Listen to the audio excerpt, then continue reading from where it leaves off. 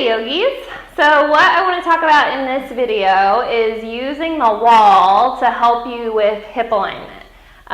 So as far as using the wall goes, it's kind of not necessarily a hot button issue with yoga teachers, but some yoga teachers are not a fan of using the wall for things like handstands or inversions or using props just in general. I'm a fan of whatever works for you and helps you deepen your practice, do that. If using props is the answer for you, great. If not using props and just relying on your own body is the answer for you, great. Either way, I think it's fine. But I just went over a couple of these things with another student in my class, and they seemed to really help her. So I wanted to just throw them out there if you want to use a wall to help with aligning your hips in certain postures. So the first one I'll start with is with half moon.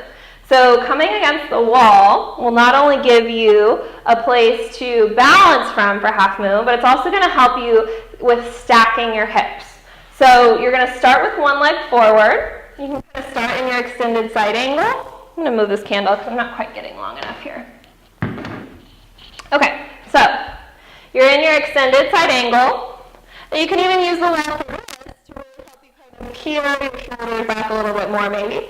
Then you're going to look forward like you would for half moon. And then step into your half moon. See if you can bring that hip open so you're leaning against the wall. And if you want to use a block here or just place your hands on the floor, depending on your openness, you could have a block right here under your front hand. And maybe even use your top hand to feel that sensation of stacking your hips on top of one another. So a lot of the challenge that people have with half moon is they're right here. And that's going to be a lot on your hip. It's going to be a lot on your low back. And it's going to be harder to balance that way too. Once your hips are stacked and open, it's actually much easier because your center of gravity is more lined up.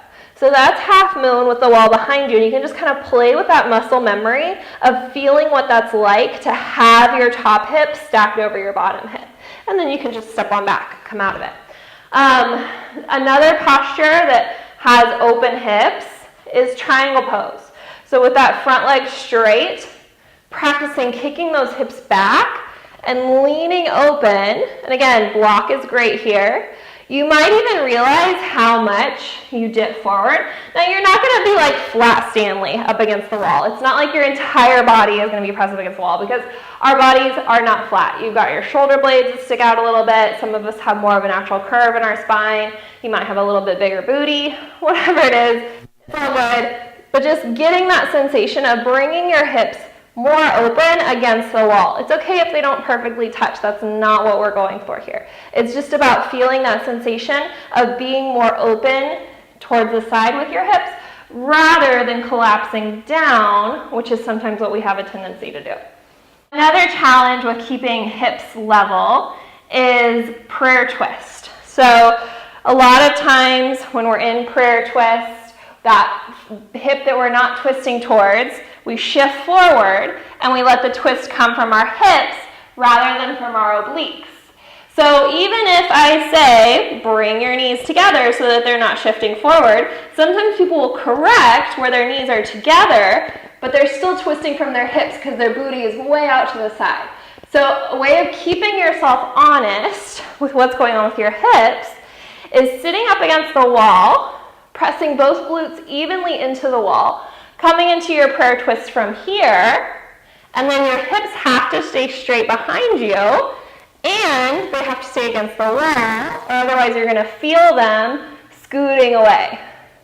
So by having both glutes against the wall, you can feel that difference of the twist coming from your core and your upper back as opposed to from your hips. Another great pose to practice against the wall if you're having hip issues is airplane pose. So a lot of times in airplane where our leg, let me back up this way. There we go. Where our leg is behind us is we'll tend to, have that hip way up here or way down here. Gotta have that block to balance a little bit. Your hips aren't level, so you can kind of come with a block. Work on keeping those hips level. You can even bring your hand to your low back, feel what's going on if you don't have a mirror, or even videotape yourself, see what's going on with your hips. Level out your hips here. It's a great one. You can also practice standing splits. And just come down to your standing splits from here. Feel that difference with your hips starting out level, and then maybe lift away from the wall. See what's going on with that in your body.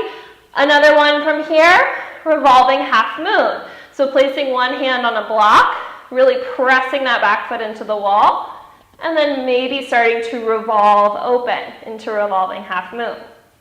For me, that's revolving half moon. I almost have to practice it against the wall because I have back issues, and if my hips aren't stable and level, my back can sometimes slip out. So it's really important to have those hips centered, level, even, in order to keep your back and the rest of your body safe. So hopefully those will help you. And again, walls can be your friends. So give it a shot. Namaste.